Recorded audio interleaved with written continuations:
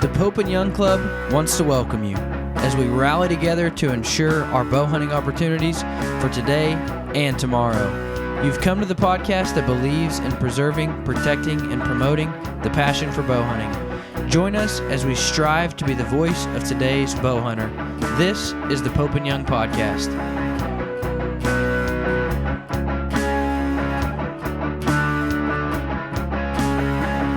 Hello, everybody. Welcome to the Pope and Young Podcast. Jason Roundsville here, joined as always by my co-host Dylan Ray, and we're excited today. We're coming from ATA this morning, and we have with us John Dudley, who is going to be our keynote speaker in Reno. We're so excited to get to sit down with him, talk to him, and so excited to have him come to Reno.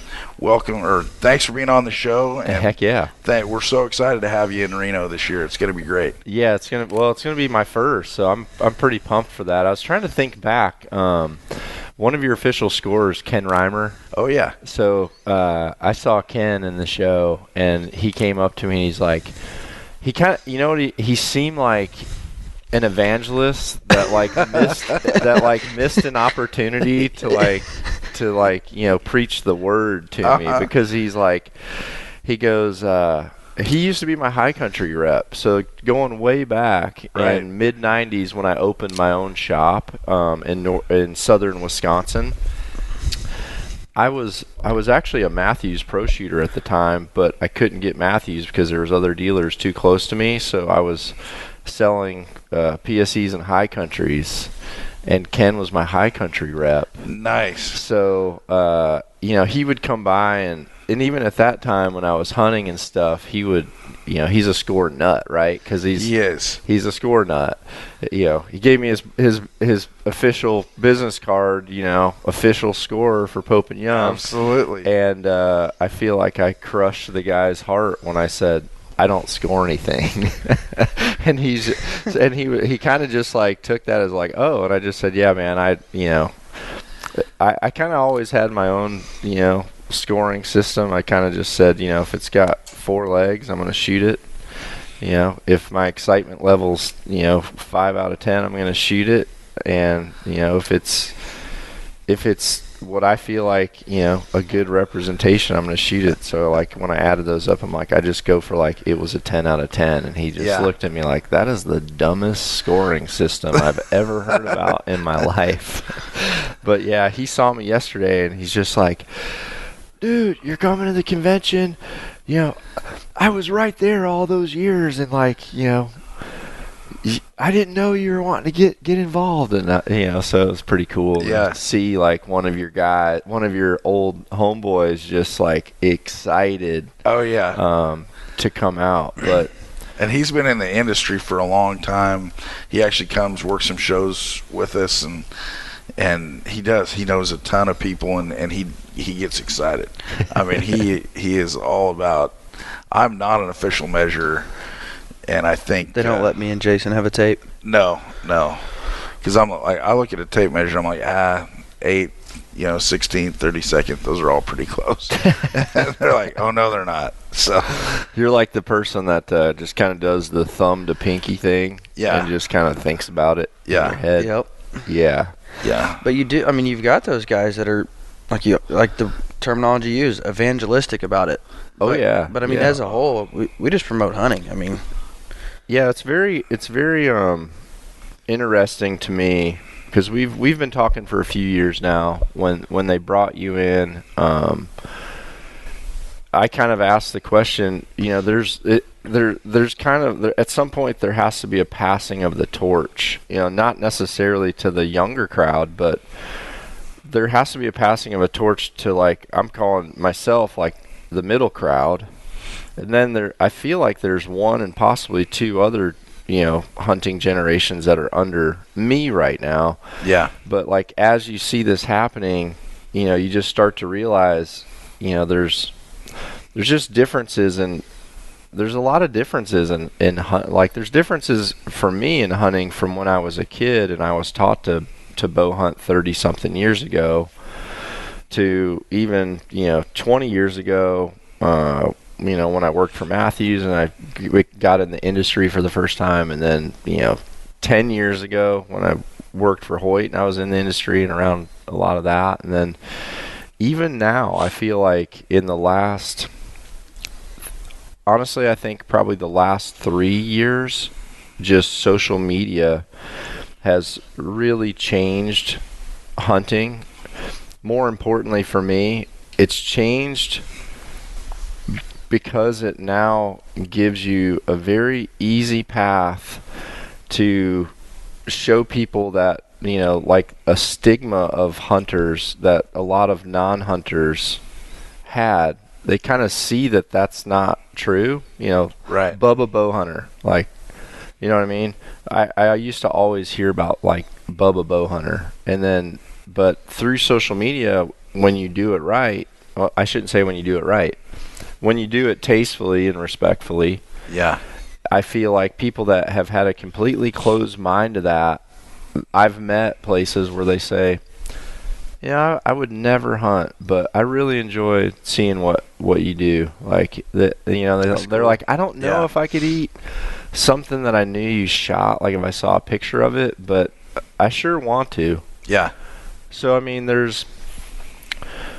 that's such an incredible window of opportunity for us as hunters that want to relay a message that so much of what's happening in conservation isn't being funded by the people that don't love it. Like, it's the people that hunt that want the animals to flourish. They want, you know, They they have want skin it, in the game. Yeah, they want it to be better, and yeah, it's a very awesome opportunity to do that. But I feel like the older generation doesn't like, there's new social media that I don't understand. Yeah. You know, I'm in that boat. I'm a Facebook Instagrammer, but like, honestly, I probably wouldn't I wouldn't be any good at Snapchat. Yeah. You know what I mean? So, and honestly, I was never good at like Twitter. I'm like, wait, I'm limited on my words.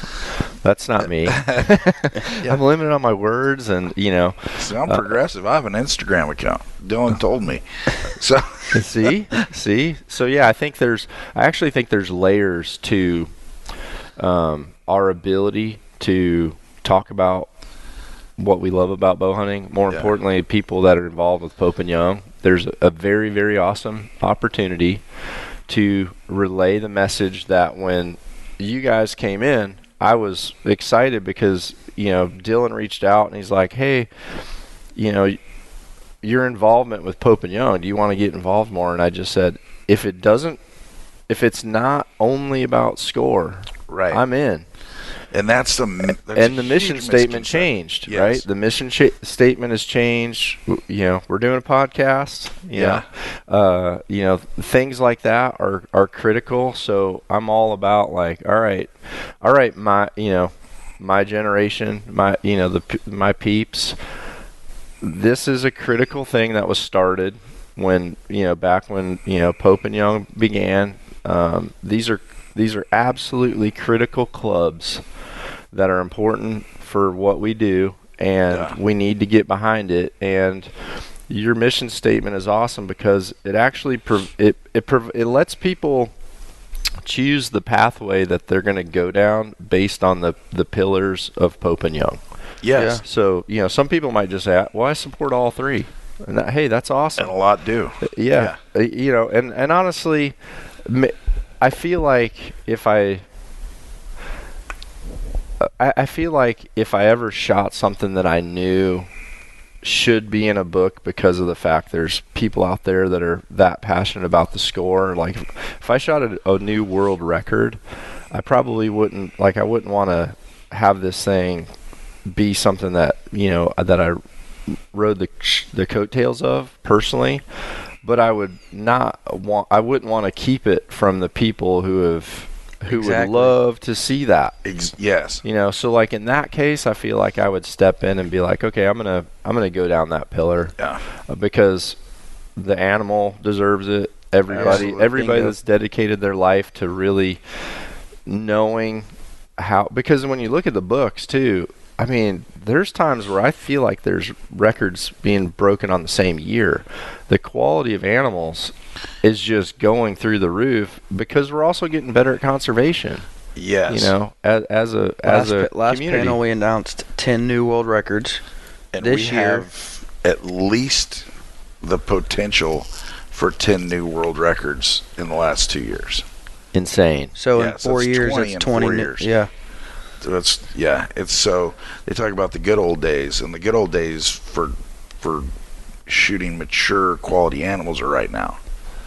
And I think you mentioned something earlier that you have a quote unquote scoring system for the validity of your hunt or how good your hunt is. Mm-hmm. And I think people need to recognize that Pope and Young is not about when you score an animal, when you have it officially measured, that number does not equate the value of your hunt. Because I mean, you talk to people that shoot world records, and there's guys who are like, "Yeah, man, I was just, stumbling through the woods, and here it was, and I shot it." Yeah. And then there's other people that they are out there and they are working and they are chasing one specific animal that they think has a shot at this top 10 list, and so Change the whole path of their life. Yes. Because they can't get it out of their head. yeah. Yeah. So it's so neat because you see all of these different avenues for how people get to this world record, and I won't even say world record. I'll say this top 10 status, which is just phenomenal to or even just the buck of the buck of their life, or someone who's never shot a full 6x6 elk. Like, to them, that's a trophy. Yeah. I remember seeing I remember a Browning poster that Randy Ulmer signed for me back in the 90s. And it was like the one time that I had outshot him in a shoot-off. Right. And, he just put, like, "Thanks for the lessons, kid," sarcastically. Because I was a kid. I was just a teenager at the time.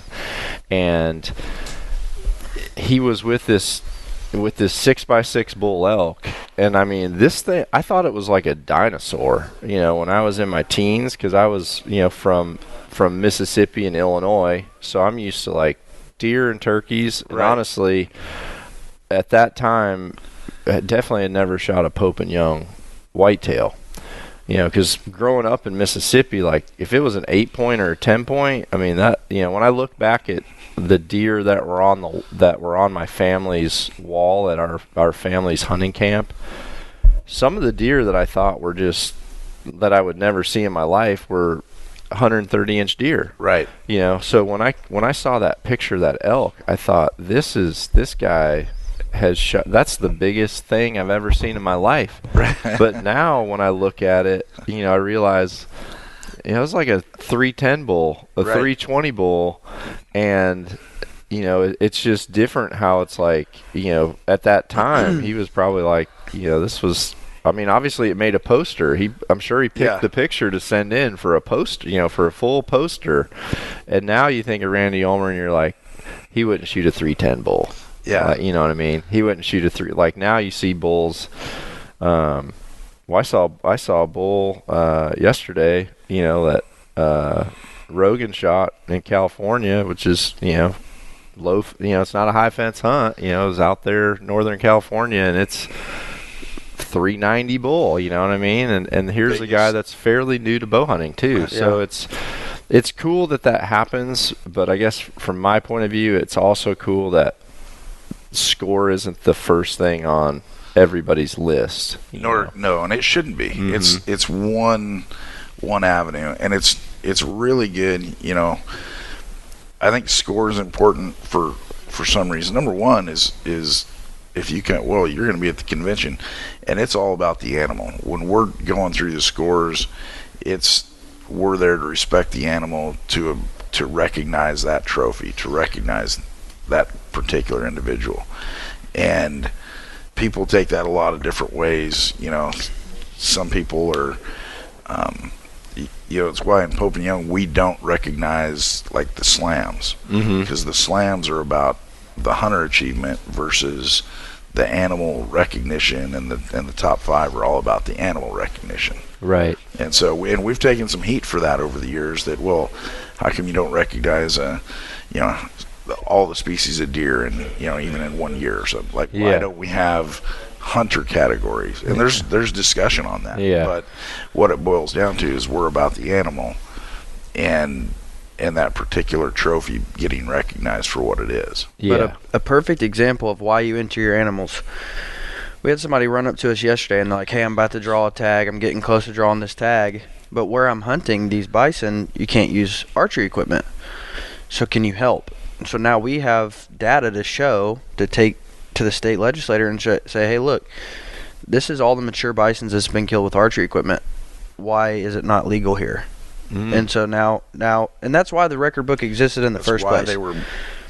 So go into that. Go ahead. So somewhere between us and the Indians, they had lost sight that archery equipment is away. It's not ethical to harvest big game. And so Glenn St. Charles and his group of friends started a book to be able to take to legislators of mature animals. And one thing, people always associate Pope and Young with Boone and Crockett, and we're good friends of theirs, same scoring system. Excellent partners. They care about big animals. We care about mature animals. So you just said the 130 whitetail wouldn't make it. Well, minimum whitetail is 125. Yeah. I mean, if you've hunted for 5 years, you've probably seen a 125. Yep. And so they started this book just so they could take it to these state legislators and say, hey, X amount of mature whitetails were killed in Kentucky last year. So you guys in Louisiana need a bow season because it is ethical. It's fair chase. Mm-hmm. I mean, look at the numbers we're getting off of it. And now still 2 years ago, Russia used our books to get bow hunting seasons to show the ethics behind it, and now these people are asking us to step in and help with this bison so they can archery hunt it. And so, I mean, that's why it exists in the first place. So. Yeah, and they're still being used. I think, is it Greenland? I think they don't have a traditional season. Mm-hmm. And so we've had people that are working with them, showing them, look at all these caribou that have been taken with traditional equipment. This is an effective means. And it's interesting because being at the ATA show, you look around, and one of the things before I came to Pope and Young, I didn't realize the significance of the records program in relation to getting seasons across the country. I mean, that was why we're here. That's why we were started. And so I'm like, man, Pope and Young is the reason you have a season. And not everybody understands that or jumps on, because they all do kind of like what you were thinking. Oh, all they care about is score. No, all we care about is bow hunting. Yeah. Score is one part of that. And you mentioned the 3 pillars. We have preserve, promote, and protect. Well, part of the preserve pillar is the records program. We have the largest data set for North American big game in existence. We have millions of data points going back for decades on all of these mature animals, and it's used like there are institutions, universities and such, DNRs, that use our data for formulating plans on management for sure at a state level. For sure. And so it's neat when you see people that are using this for things that we maybe never saw coming 60 years ago, and then our data is getting used for things that are really helping to increase hunting opportunities. That's what we're about. We want to see, part of our protect pillar is we don't want to lose any opportunities for hunting, and specifically bow hunting. And I think people don't realize that there is a constant attack, and it's not big. Nobody's, Biden's not standing up there saying, hey, we need to get rid of all guns and all bows. It's not on a mainstream page. It's scarier to me because it's I'm fortunate enough to know a bunch of special operations guys and team guys. A lot of these moves are they're small team tactical moves that are breaking down, that aren't, it's not like there's a big explosion where all of a sudden they're like, we're taking all bows away, boom, right? To where everyone hears this big bang and like rushes to it. They're pulling apart little things to where they're just pulling. They're pulling threads. We'll take away bear hunting over here in New Jersey. Yeah. Let's take it away over here in California. Nobody will care. Nobody will band together. Oh, let's take away something else up here. Look at Canada. I mean, to me it started with the Grizzly in BC, which is getting, honestly, the Grizz in BC and Alberta are getting like pretty close to scary from a danger perspective. I mean, if you go on a moose hunt, you're gonna see them. Right. You know, they're there, and there's a lot of them. And now I think, what's British Columbia been 3 years? They've shut it down now. I think 3 or 4. Yeah. So I mean, you know, I encountered last year's black bear hunt. I encountered 3 grizzlies. You know, on a 6-day spot and stock hunt. Wow. So, and then now look at the gun. Like, look at what they're doing with the weapons, right? Like, even shotguns now are like. You know, it's like one by one, all these things, they're taking one thing and one thing and one thing. And like you said, it's like, you know, it's like pulling a thread, you know, it's kind of like you can't feel the fact that they're actually unraveling Jason their shirt. says death by 1,000 cuts. It is. And it's, you know, you look at Canada, and that's probably my favorite thing in the world is going to Alberta in the fall. And so I look at it, and He pretty much lives there.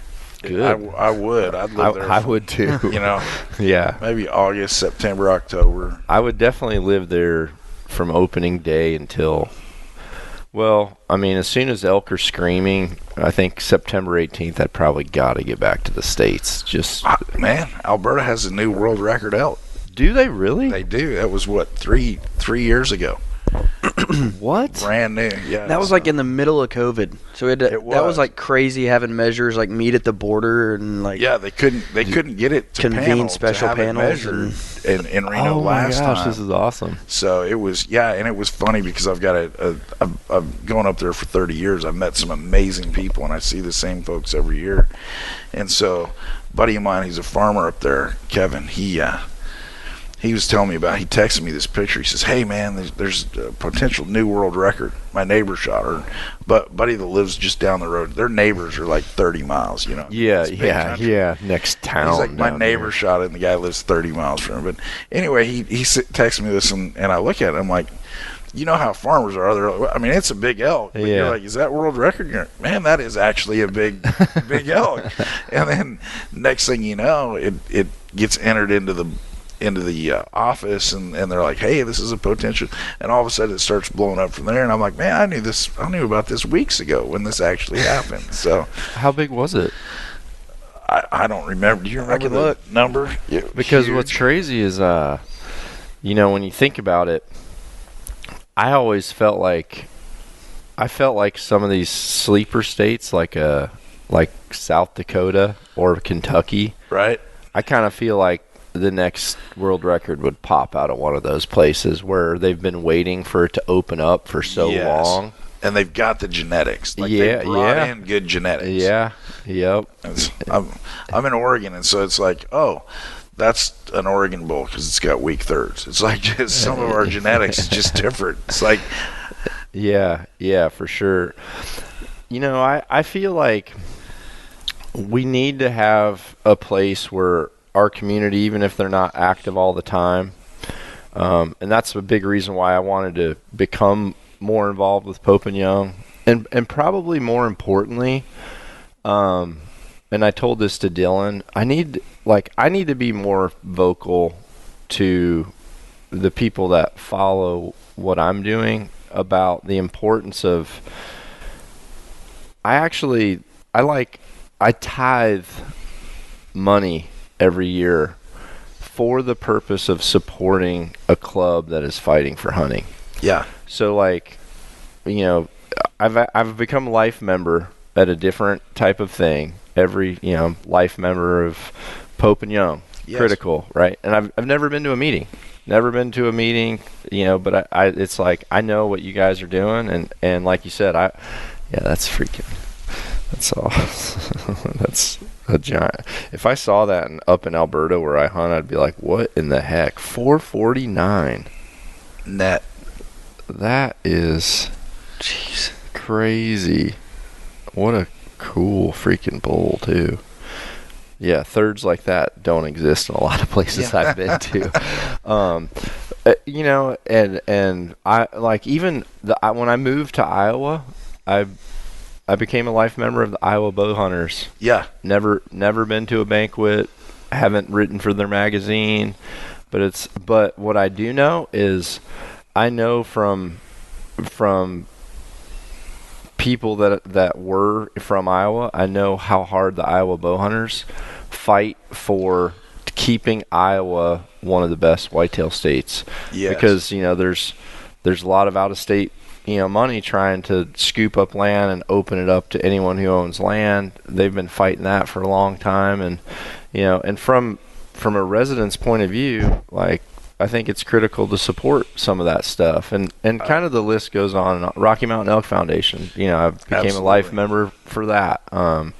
Different archery organizations, like pro tours that I used to shoot on.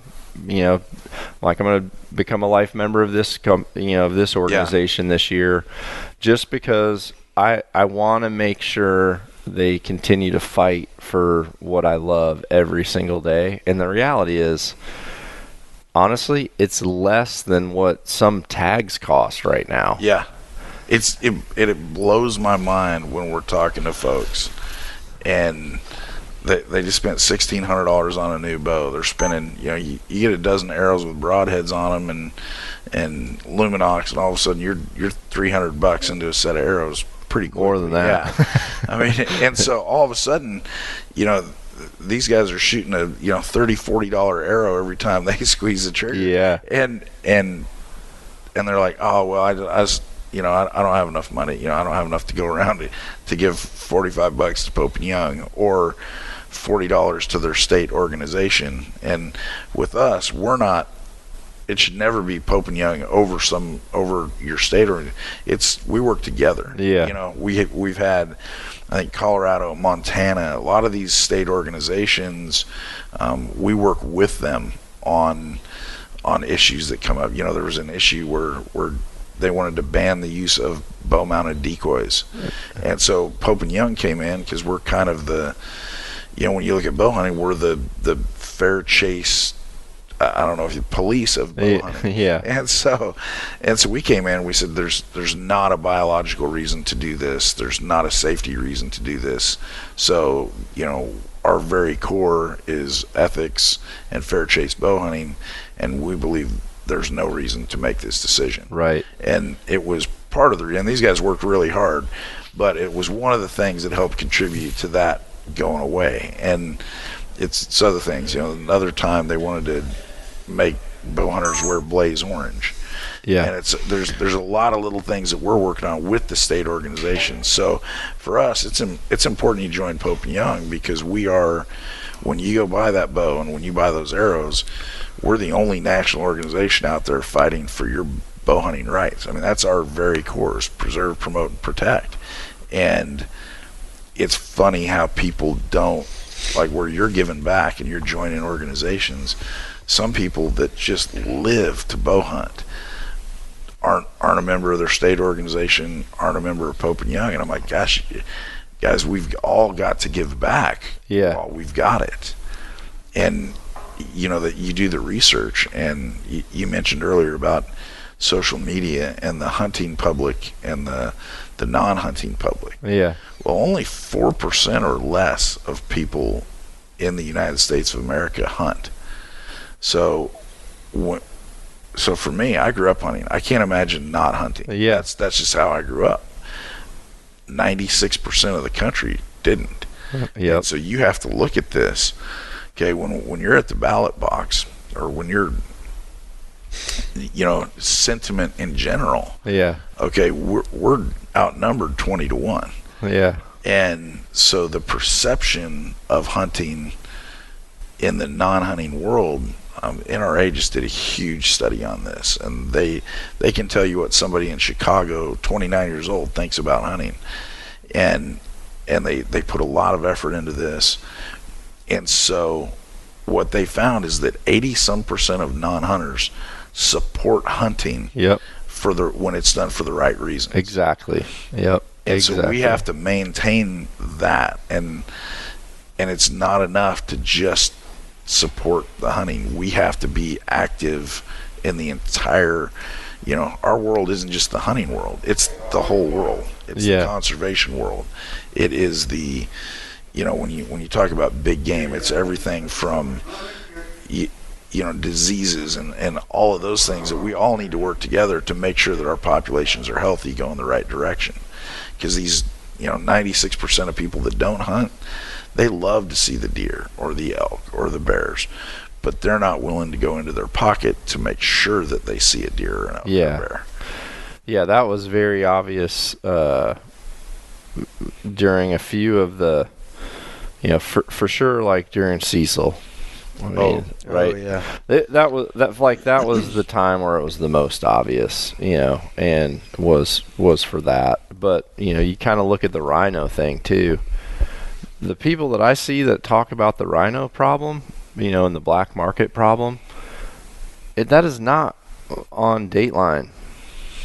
No. I mean, this is like, we've got people, it's from people from our industry that are like rallying to help this thing, because it's like the last thing any hunter wants is a species to be extinct. No. And most people that aren't a hunter just are like, well, why wouldn't they just put some in the zoo? You know what I mean? It's just very, very, very different, the mentality to it. See, I was very fortunate that my competitive career in archery took me overseas. When I shot for the U.S. team and I traveled, and when I was an international sales manager, I got to go to all these places. And I was, I've always considered myself an archer. I'm not a bow hunter and I'm not a target guy. I'm an archer. And and my saying has always been, I'm a target archer to be a better bow hunter, and I'm a better bow hunter because I'm a target archer. That's what I tell people. So I've been an archer. I've never just been a bow hunter, and I haven't. Honestly, I wouldn't have done target archery if it wasn't for the purpose of really wanting to be better as a bow hunter. That's why I got a wildlife degree, so I can be a better hunter. Well, I mean, that's awesome. But like when I went to Europe, and especially when I start going places where bow hunting's illegal, so you've been places where bow hunting is illegal. Oh, for sure. And people here don't even realize that. They do not realize it. What we have. And more critically, it's like there's places where it was legal and they took it back away, or yes, they did. Or there's places where it is legal, but like people around here would blow their tops to know that you have to go to a certification course, you have to have a proficiency course, you have to, on your fletchings, you have to have your contact information, all that down there. There's places where, like, I think in France, if you have an animal that's wounded, isn't it like you have a legal obligation to hire track dogs, right? Huh. So there's like places like that to where, if you wound an animal, if you shoot an animal and it, like, you wound it, the general public can find that thing, and on your arrow, in order to be legal to hunt, like, your information and hunting license number is written on that projectile, like, for people to see. Yeah. And actually, a buddy of mine shot a stag. They never found it. Hired a track dog. Never found it. And he ended up seeing it in a general population Instagram post where someone found it that was a non-hunter and was saying, like, someone illegally shot this animal with an arrow type thing. And so it was, like that fast. It kind of muddied some water really quick. So in places like that, facts be damned. Yeah. So like we cannot take that for granted. The fact that we're allowed to hunt. Like, do not think that there is not a possibility that a left group, or if there's different like leadership that just like shut down the voice of like Pope and Young and Boone and Crockett Club and Safari Club and these different critical clubs that are really on capital fighting for us as well. You know, what I've learned, because I'm a professional member for Boone and Crockett Club too. So you know, I've been in committee meetings there, and to hear about the types of things that the club fights for in legislature, that the general hunting population, they have no idea that when they're like, well, I'm putting in for my bison, I'm just gonna go shoot a bison. Well, they might not know that organization might have spent $100,000 to have their representation on Capitol to make sure that right for us as hunters is still happening. You know, so what I've done too, and what I've told people, for example, this year I drew multiple tags, which was awesome for me for out west, but I also drew more than what I could physically, like what I could go on according to like the calendar. You know what I mean? I'm like, okay, well, I can't do that many. So for example, that's a good problem to have. Yeah, and the problem is next year I won't draw anything. You know what I mean? But so like Montana, I did not go to Montana at all this year, which sucks because Montana's awesome, but just the way I had other spots that I've waited so long, and I'm like, okay, well, I know I can go to Montana again. So, you know, like that Montana tag is about $1,000. Well, when if you turn that thing back in, well, now you've got this check that, to me, was already gone.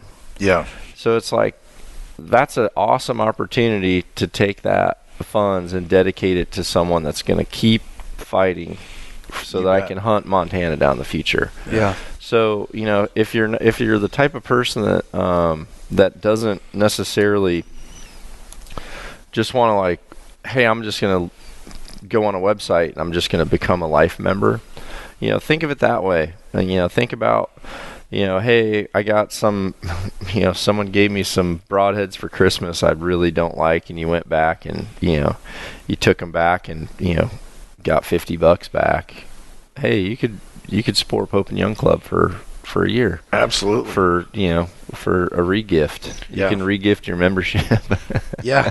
Or, you know, hey, support Pope and Young. We'd love to have you, because as we're, you know, the voice for bow hunters in North America, the more folks we have on board, the bigger our voice is. For sure. When you walk into a room, you know, the more people we represent, the more audience you have, the more people pay attention. You know, sometimes it's, you know, how many voters do you get, you know, that kind of thing. Yeah. Oh yeah. And there are forces actively working against us every single day. Every day. Like, we're at ATA this week, and while we're at ATA, there are anti-hunters that are actively working to take away what we love. Mm-hmm. And we just assume that it can't happen to us, but we see it happening. I know it can happen. Yeah. You know, I've traveled places where I know for sure it can happen. Yeah. Like that could never happen to me until it does. It can never happen to me until it does. And the messages that they're spreading are not legitimate factual messages. You know, you look at Boone and Crockett, well, they were started so that we would have a record of all these magnificent animals for when they went extinct. That's what they were. Hey, we want to have a record so that when there's not mule deer anymore, we'll still know what they were like. Yeah. Well, you look at we talked about the number of world records earlier. The North American model of wildlife conservation is working. It's working well. There has, despite what the antis tell people every single day, there has not been a single species go extinct due to hunting. Yeah. Not one. And quite the opposite. If you look at a lot of species in North America that were teetering or on the brink of extinction, or at least severely limited, hunters specifically led the charge to get those back. Yeah. The turkeys, white-tailed deer, wood ducks. These are things that we take for granted, that we don't realize that 60 years ago somebody had to fight his tail off. Yeah, my grandfather was doing that for, like, to get wild turkeys into the South, into certain parts of the South. He was a forester for International Paper most of his life once he got back from the war. And he cruised timber every day of his life, every single day of his life. And he was pinnacle on some of these International Paper places where they had land that had perfect turkey habitat. Yep. He was passionate about, if turkeys were put here, they could flourish, they could thrive, they could, so he was part of some of those very first ones. And there were certain islands down there where he worked with the NWTF to, like, get them implanted there. And then once it was decided, like, okay, now we need to start regulating them so they remain healthy. Yeah. He was able to, like, get some of those, like, hunt it for the first time type thing. And honestly, my grandfather didn't mount really hardly anything, but, like, I know for a fact, like, that turkey that that he shot, where he knew there was that much work that got put into that situation.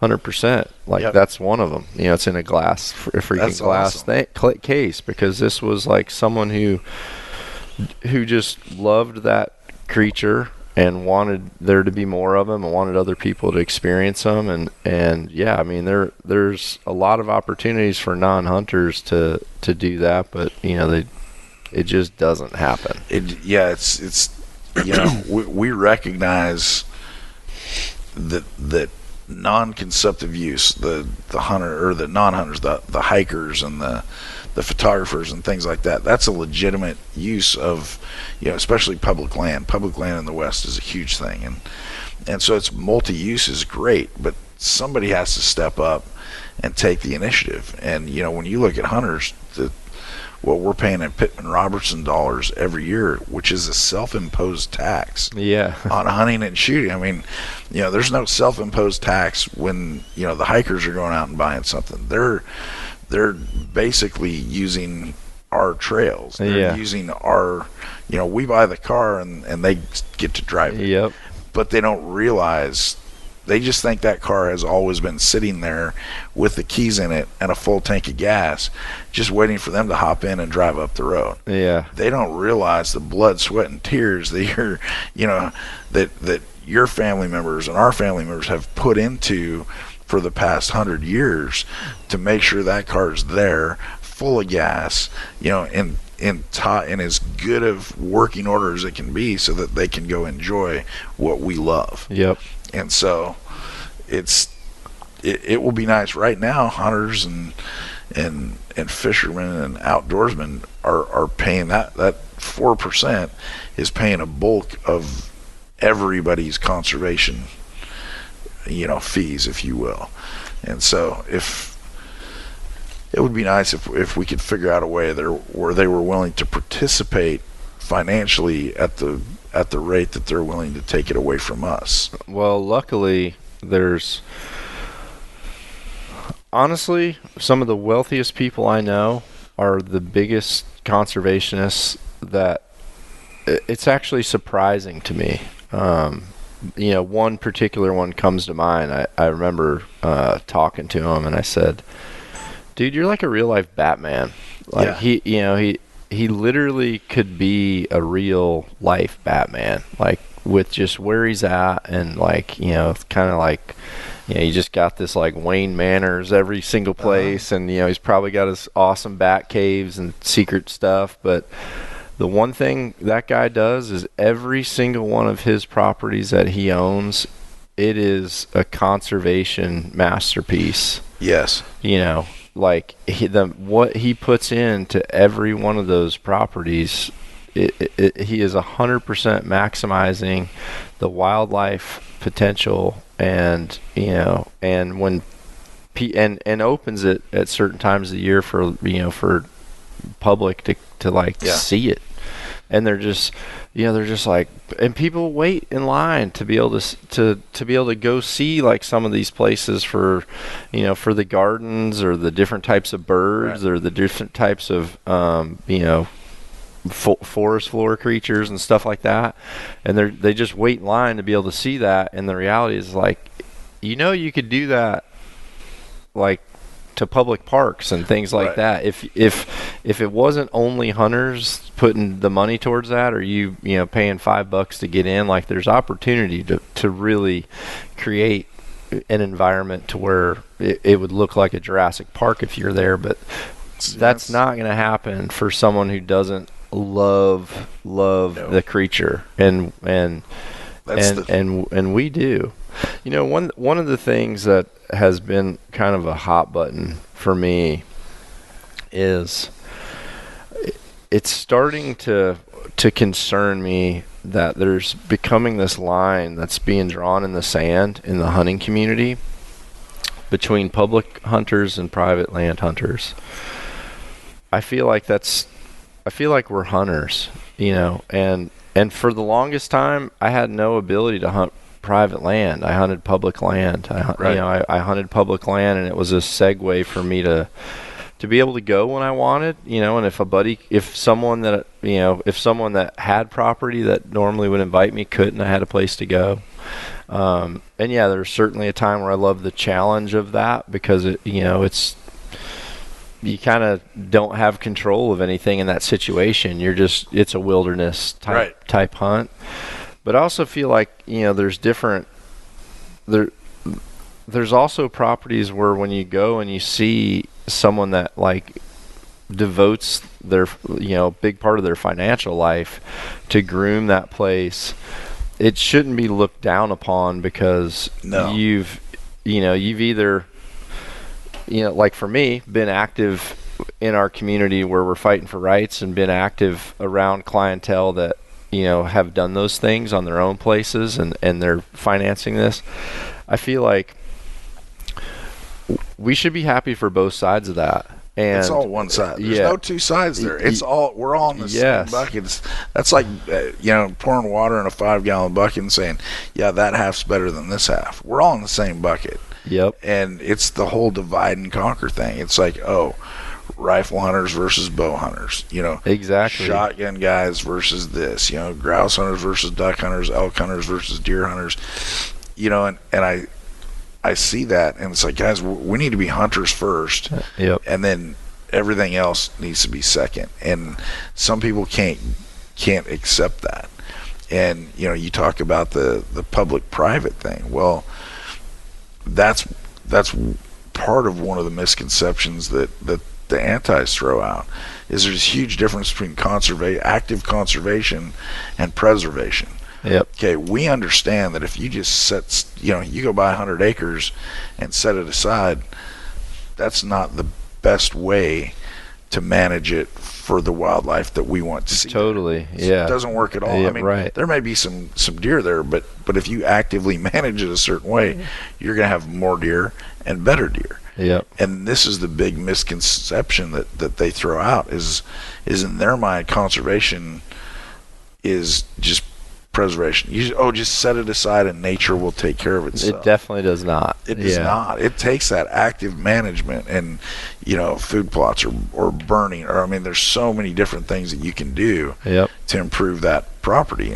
And I don't think most people realize that. Yeah, because like when I bought my farm in Iowa, I literally, like, it was my life's savings. It was like everything in my life went to, and it was one of those things where, like, I don't know if I'll even be able to make this payment, but like at some point, if I'm ever gonna have my own place, you just have to do it.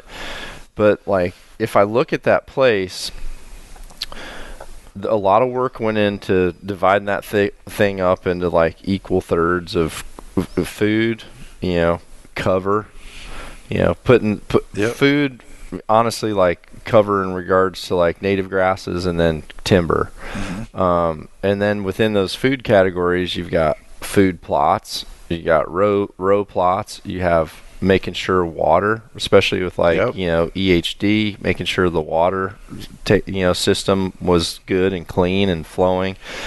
Then on top of that, in each of those sections, in the place that wasn't timber or row crop, you look at CRP, getting involved with, like, mine was a CP25 program, so like getting out there, doing a complete burn down, renting a drill from the county conservation, drilling in all these different seeds, trying to, having to mow it, 2 times a year for the first 3 years before you could do it, you then burn just it. buy it and set it aside, and it magically brought everything to you. Then burn it on, then burn it on the 5th year, and then during that time, in the timber, taking, going into a forestry program for like having a guy come out and survey it and doing the hinge cuts and the girding on the timber so that the forest isn't just a perfectly wide open forest with hardwoods where there's actually sunlight hitting the ground, and the trees that were critical and the trees that we don't want to go away could flourish, and then provide the undergrowth for turkeys and pheasants and deer, and then that's in the forest, and then you get to the edge and getting involved with the Pheasants Forever program for an edge feathering thing, to where you're creating an actual, you're creating some type of habitat between the row crop or the food plot in the timber, like creating that. It's like, so when people look at, wow, that's a awesome deer or turkey property, it is, but it wasn't. Like when it was just bought, happen. When it was bought with potential. Like it's like just because you can buy a house doesn't mean that house isn't a fixer upper. Yeah. You might have to freaking tear out all the carpet, repaint the walls, Needs do paint. all that, Yeah, and then carpet. also now people want to like come and like live there. Now people want to come live there. It's the same thing when it comes to wildlife. It doesn't just, if all of a sudden you acquired 500 acres but don't groom it, it doesn't mean that it's gonna be legit. Well, and that's what I hear people, and I think I can say this, they're good enough friends of ours, but I hear people, and the ones they always choose for some reason is Lee and Tiffany, and they're like, well, yeah, if I had a super managed property, I could do that too. And I'm like, they work their tails off to have a super managed property. Like, yeah. What do you mean? That's part of their recreation, is managing that property to do that. It's a year-round game. I mean, yeah, like when Lee shoots big stuff, which is often. notice he didn't say if, he said when. When. Yeah. Often. I mean, honestly, there's no way I could take anything away from Lee, because what I'll tell you is there is no way I'd want to think about deer as much as that guy. Oh, man. I've been places where like everybody's having awesome conversations and not talking about hunting and chilling out and hanging out, and that dude is till midnight looking at pictures and I think if I wanted to put a stand here, I can go in, I can clear this out and like move this around. And I mean, he is 100%. Yeah. And Bill Jordan was like that. I hunted with Bill way back for Monster Bucks 10, and I could not believe that guy he hardly slept. Every single time I saw him, he was thinking about like where to put a new stand. That's and awesome. How to brush it in, and we should create like a different way to like have the deer where they really like this spot. And I mean, that's a huge investment. That's people that just like live it, breathe it, love it. But also both of those people, you could argue, have put forth more money to like growing It's not cheap. wildlife than honestly probably any non-hunter I know that's like put something back. And that's what I tell non-hunters. Like when I have that conversation, I'm like, listen, you have this idea in your head that we're like bloodthirsty killers, and I'm like, you don't care about the animals near as much as I do. I can promise you that. Mhm. Like, Not that they're wrong on that, though. right.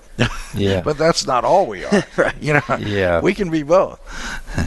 But nobody cares more about the animals than the hunters, and that's something that the non-hunting community will never understand. They don't.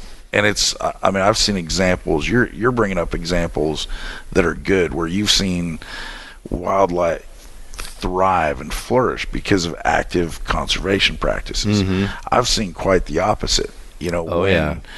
When and the anti-hunters, they're great because they understand the court system is where all these decisions are made.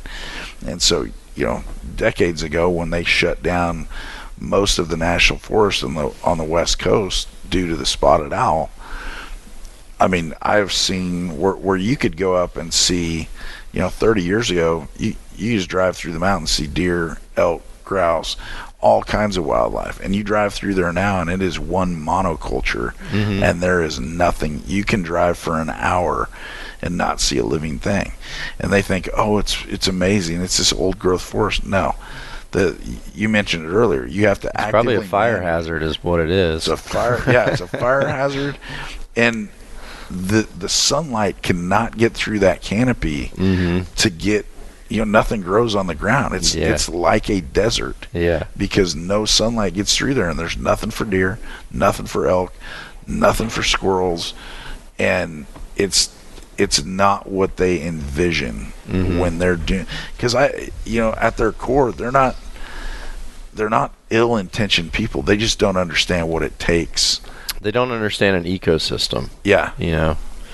It's kind of like, well, like even non-hunters, like I feel like even non-hunters, that people that I know are, serious non-hunters, they always have a fish tank. And I tell them, like, imagine if you never, like, if you just put fish in there, like let the aerator go, like, that thing's just gonna be a green blob soon enough. Like you have to manage and nurture that tank to where your pet fish has clean water, food, Yep.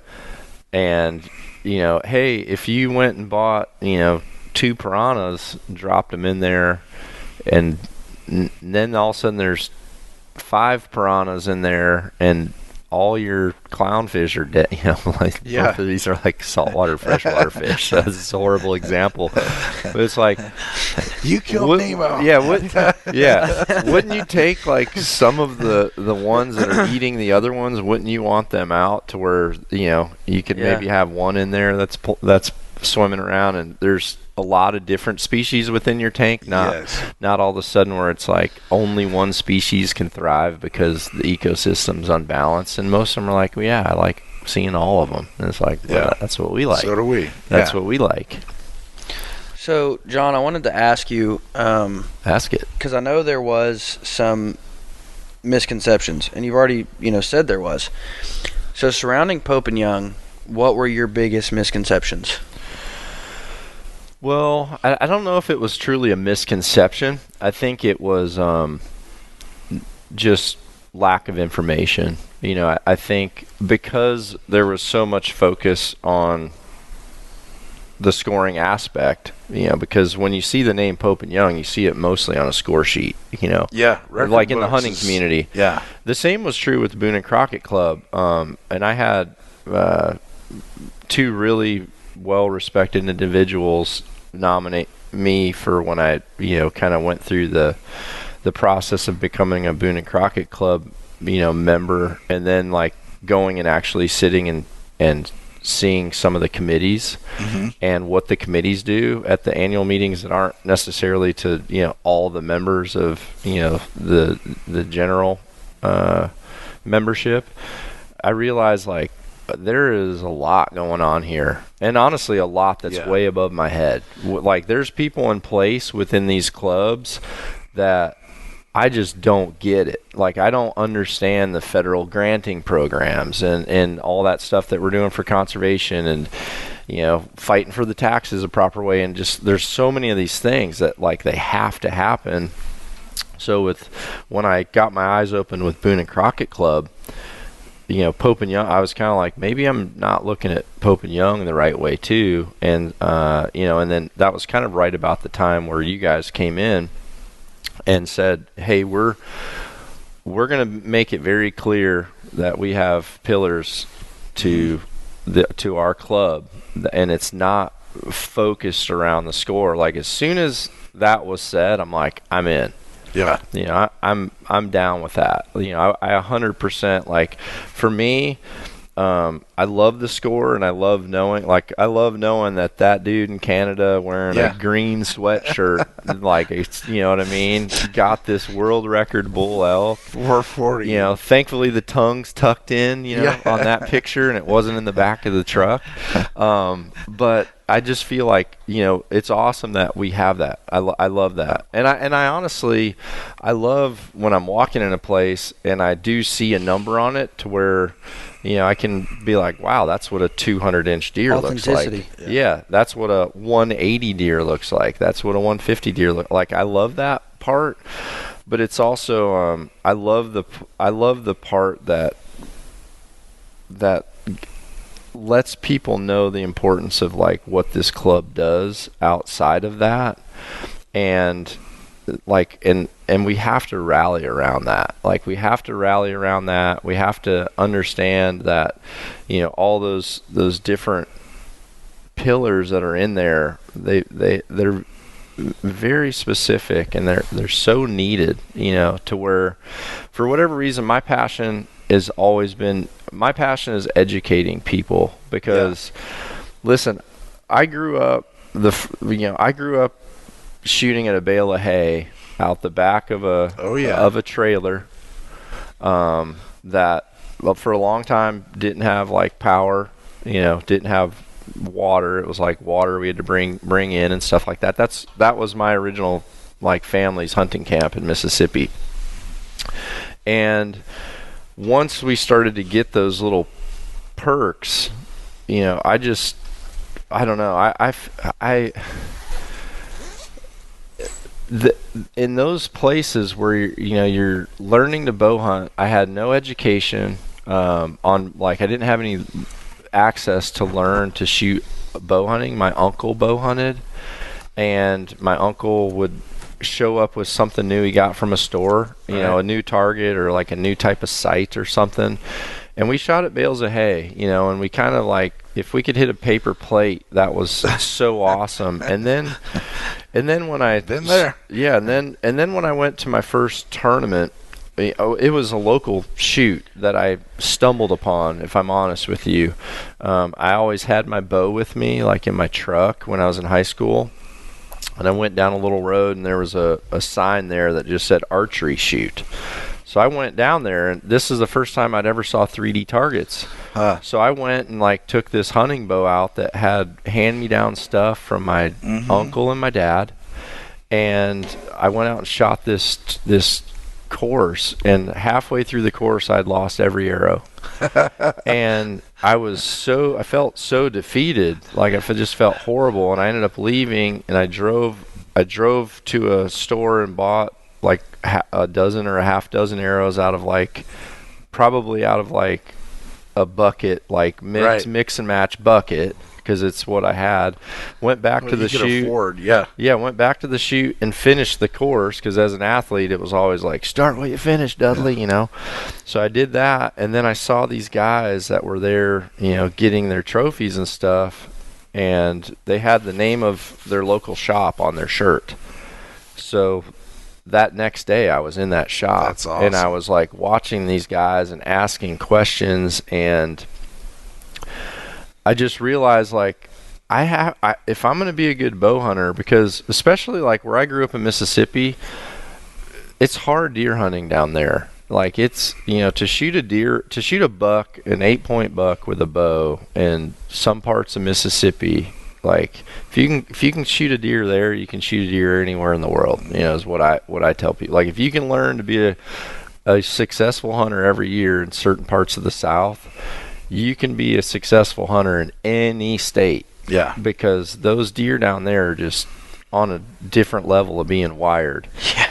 So, you know, to wait and put in that time, and then all of a sudden to be so nervous and to make a bad shot and miss. And for me, I only got to hunt For a lot of my life as growing up, I only got to hunt when my family would drive from northern Illinois, where we lived, down to the family's place in Mississippi for Thanksgiving and Easter. That's when we went back to Mississippi for big family meals, Thanksgiving and Easter. So those weeks were when I got to hunt deer and when I got to hunt turkeys. Nice. And, my grandfather or my uncle would take me. So if I missed a deer in November down in Mississippi, which, like, looking at it now, wasn't the best time to be there hunting. It was like kind of just maybe starting to get good, on Thanksgiving week. I had to wait like 359 days to be able to get another shot. Yeah. So, I had to dedicate my time into learning to be better, and everything that I learned for probably the first 10 years of my bow hunting life was only off of my mistakes. I didn't ever have anyone to like give me the advice of like, hey, you missed shooting down because you didn't know how to like pivot at the waist, or hey, make sure you anchor before you look through your peep sight, like these little things. So what I feel like is, since I've learned all this, I'm like 100% dedicated to teaching people to be better bow hunters. Yeah. And I told a story yesterday to someone. Someone came up to me and they're like, "Why don't you try trad archery?" And I go, "I've actually done it." I said, "I've done it." And they just said, "So what happened?" And I said, "Listen, it was fun. Like, I liked shooting my recurve, And I said I took a recurve that at the time Matthews was making recurves. We were going to make bamboo recurves."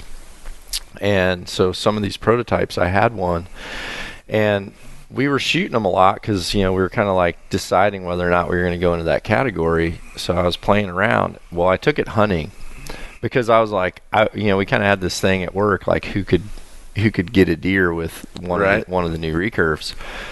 So I went out, and a deer came in.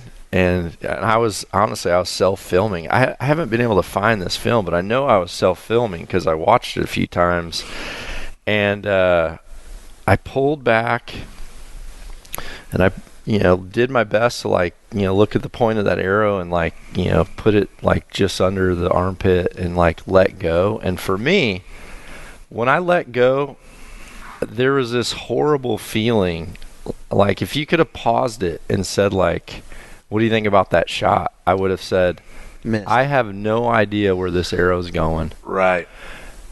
That, like, I honestly remember that moment because for me, that was like one of the sickest times I've like felt in this. Like I said, you would have had to pause it because I ended up like the animal reacted a little bit. I hit him like high through the shoulder and like through the bottom of the spine, so it just like shell shocked him and stunned it.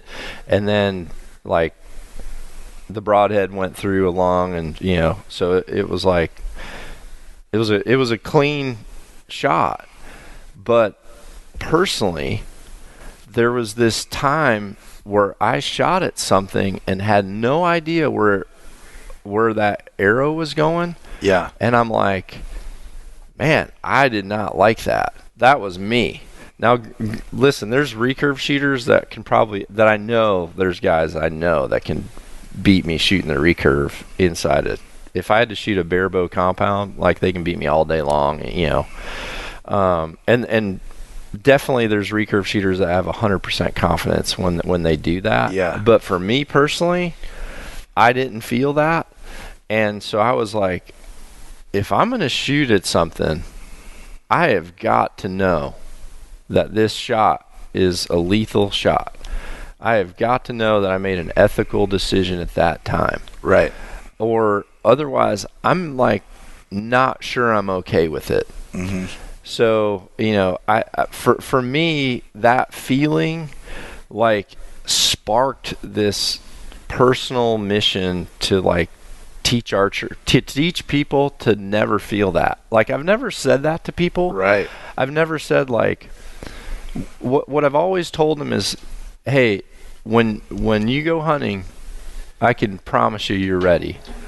What I haven't truly ever confessed is I shot one time and I did not know that it was a lethal shot, and it like kind of scared me and like made me feel sick about it. So everything I'm doing is to give back to the sport. What I'm trying to do is I'm trying to take everything the industry has done for me and use it as an opportunity to mentor to people that hopefully don't ever have to have that type of feeling, and people that, well, there's honestly people coming into our industry that have an extreme powerful voice, extremely powerful following, extremely powerful communities, and extremely powerful finances. And I'm lucky that I have a podium that's like bringing some of those people into my life, and what I want is those assets on our team. Absolutely. That's what I want. Like Rogan that you mentioned. Yeah, 100%.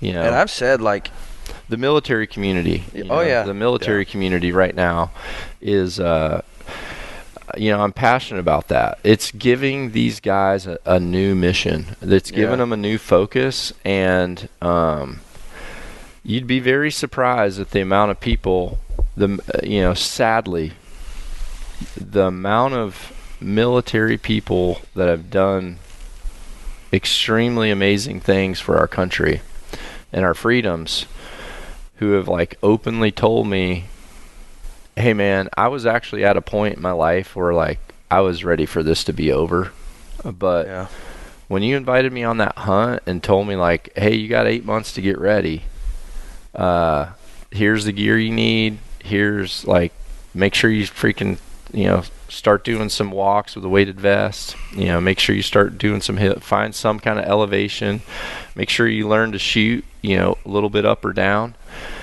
like just giving them a new mission. They were like, okay, well, I might feel like killing myself right now, but I'm going to put that on hold for a little bit because I really want to do this thing. And then when they have success, like I've seen it in their face, and it's hard to describe to people, but I've just seen it in their face where you realize this just changed this person's life. 100% more than hunting now. This just like totally changed this person's life. They have a mission, they have a purpose, they can take on, they still have challenges, they still have cool challenges, they've got a brotherhood. Like some of these things have now come back. They've got gear, they've got some cool shit hanging up in their closet. Like these are things to where, I don't know, it just resets your purpose. And so those few little things that I mentioned there, they just reset my purpose, and they just put me on a different path to where I realized like, shooting target archery was cool. It was needed, and honestly I needed it because I wanted to be the best bow hunter I could be. But I also, in doing that, I learned, I think, to be the best coach I can be. Nice. But it all turns back to the fact of like, I don't want to let an arrow go at an animal and not know where it's going. It's funny that you told that story, because I have openly said that you were my inspiration for shooting a recurve. For the reason that we were on the phone and I said something about a recurve, and you said, I don't shoot a recurve because I enjoy accuracy. And I know what you meant. Like, I'm not bashing the recurve. Like, you weren't bashing any recurve shooters, but you meant for yourself personally. And so, like, in that moment, I was just like, I'm going to do this. Like, I'm going to show Dudley that you can be accurate with it. Dude, that's awesome. Because what you're not I'm not accurate with it, I tell you that. Well, I was going to say, what you're probably not going to do is be half-assed about it like I was. So that was the first time I ever shot at something. It was a deer I shot at with a recurve. The second time that I did it was, I told you about my grandfather being a forester. So he loved trees, loved tree, marked timber in a little, leather timber forester book, where it's got little thumb tabs on both sides of the leather, so you can open that thing up, and he's cool. walking millions of miles maybe of pines, mark and timber for IP. And when they bought their family place, he had to cut down a tree for like their first homestead, and I think it just crushed him, that he had to like take this tree out. But he kept a big part of it for a long time, and my grandfather ended up getting dementia. The one thing that he always remembered, and like, cause it's kind of like they reset, like in 51st Dates. Oh yeah. You kind of have to like have like a little board there that tells them certain things about themselves. But for whatever reason, my grandfather, like every 30 minutes when I was down there visiting during those last years, he would say, "Do you still shoot that bow? Man, I love watching you shoot that bow. I just love seeing you practice." Like he remembered that, and he would ask me that like 10 times a day. Well, one day he came out of like there's like this it used to be an old dairy barn down in Natchez, Mississippi, that family place, and he had like there was a tack room in there with all the saddles and stuff like that for the horses. There was a tack room, and that's where he had, a bunch of rusty tools in there and everything like that. So he came out of there one day with this old longbow that he had like hand cut. He made this longbow. He notched string things. I'll show you a picture of it. And he actually took his iron sights off of his Korean war rifle and taped that iron sight to the side of the bow for a arrow shelf, and then wrapped that with like catgut. That's cool. And he gave it to me, and he said, "I don't know how to make a string for this." But he told me, he goes, "You still shoot that bow, don't you?" And I go, "Yes, sir. I still shoot it." And he's like, "Do you think this thing would be able to take an animal one day?" And honestly, I was kind of reluctant about it, So I just said, "Well, maybe. I'm going to try to find this picture." I said, "Yeah, maybe so." And he just said, "Wow, I remember you shooting that bow." So he gave me this bow, but I was always afraid to string it. And one year I had a bunch of friends put in for turkey tags, and we kind of had this turkey hunt on my place in Iowa, and we all kind of came, and I actually did do a scoring thing there. I made like a belt that was going to be a traveling award for our group, and I just said, "Okay, we're going to weigh the turkey, spur length and beard length, like simple scoring system, and this belt's going to continue to travel." So I ended up coming out. Two of my buddies were recurve shooters, and good ones. Both of them got birds.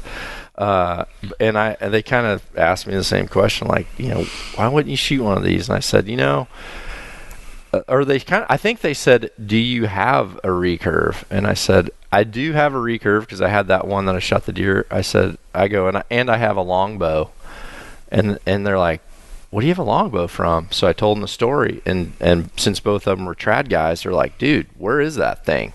So they brought it out, and I ended up building a string for it. And I'm like, "I don't want to break this thing, And they're like, "Well, let's just try it." So I built a string for it and strung it up, kind of reluctantly pulled on it, and I'm like, this thing feels pretty freaking good. Like the string tracks were very primitive. Like I think he did it with like a drill bit, like, but it felt pretty dang cool. And I freaking drew back. I had a Mackenzie turkey target in the range, and I drew back and shot, and freaking like shot an 8-ring, which would be equivalent to like a coffee can, right? Yeah. And they were all like, "Dudley, you got to freaking do that for your grandpa." Yes. You got to do that for your grandpa. So I did. I just found it right here. I'll show you guys. I can send you this picture. So here's the rest. Whoa. This is the bow. Oh, that's cool. That's the rest. So that's iron sights off a Korean war rifle. And that had to be done. Yeah. And so, well, here's the picture of the turkey when I shot him. but yeah, I got my bird That's with so this cool. with this bow that my grandfather had Dude. literally built me. That's cool. And look at the hooks on that thing too. Like Yeah. I know my grandfather was, who knows, maybe he took control of that bird and walked him in, because I know spurs like that he would have been dorked out about it. He's down there he's like, yep, that's my grandson. You know Yeah. what? So I'll say this. I too. made that bow. Yeah. I'll say this too, though. There's never been a time, and I've talked to a lot of guys who grew up guessing and just trying to figure out archery. Mm-hmm. And there's never been a time where, with more recurve instructors and people putting out good information about how to. Oh, for sure. I mean, like when I decided to do this, I drove to Harv Ebers, which is one of our, his dad's our president now, and He's one of our founding members. personal friends of Fred Bear, and I drove to his house. I'm like, teach me how to shoot this thing. Yeah. Well, and he gave me the basics, and then I'm like, I'm hooked, and so I'm Yeah. literally like booking flights, and I'm flying to Denver and shooting with Tom Klum and Joel Turner, and trying to just become as good at this as I can, because there's never been a time, and like you said, like I never want to feel that feeling. Mm-hmm. And there's never been a time with guys putting out information like they are now. And so it's 100%. I did shoot a deer. I shot a Dang. javelina, and I shot a bear with it. Good grief, dude! You're on. Prove me wrong. Like, way to take my insecurity and just There you go. drop it in my face. I have missed love a it. deer too, though. And the one thing, 75% is solid, bro. Yeah. Like, honestly, that's kind of why I mic dropped. I'm like at 100% with a deer and 100% with a turkey. I'm just like, boom. Peace out. You mentioned earlier working with the veterans, and I think one thing that we've seen, we've had folks talk about it on the podcast, is when veterans return, and it came up. We did an event last year in Utah. Oh, yeah, that was cool. A combo event with partnered up with Wishes for Warriors, and we had some guys come in. Wishes For Warriors. Okay, I said witches. Oh, witches. That's a whole different club. Shazam. Yeah. And so it was Wishes for Warriors, and these guys came in. We had some vets come in, and all they got, I don't know, a couple hours of instruction with these bows that we got, and so they got to go out and shoot, and then they got to shoot a 3D course, and then that night at the dinner we actually presented them with the bows that we had set up for them. And one of the things that I think get underestimated, but you hear about it in that community, is the therapeutic nature of archery. Yeah. Oh, I think 100%. shooting a bow, I mean, we've talked about They it don't on like the podcasts. noise. I can tell you Yeah. that. Like, what's crazy is a lot of these guys, when they shoot and they get to see the arrow go down and land, they love that part. Yeah. But what they don't have is the crack. Yep. And I think that crack is what brings back other types of feelings, and yeah, because I've worked with close to 1,000 veterans now in the last several years. Black Rifle is a huge partner for me, and Evan Hafer at Black Rifle he's opened this door for me to where I can go in this door, and I personally feel like have an effect on veterans' lives. Nice. There's people in that room every time I open that door that he has, and it's an open door. There's opportunity to change someone's life. It's just a matter of like when I have time to do that. But every freaking time when I say, "So what do you think about archery?" they're just like, "It's quiet." That's cool. Nate, yeah. Yeah. And I think that therapeutic comment, I think what they say right then is a lot. Yes. It's because of what you said too. I think that's part of it.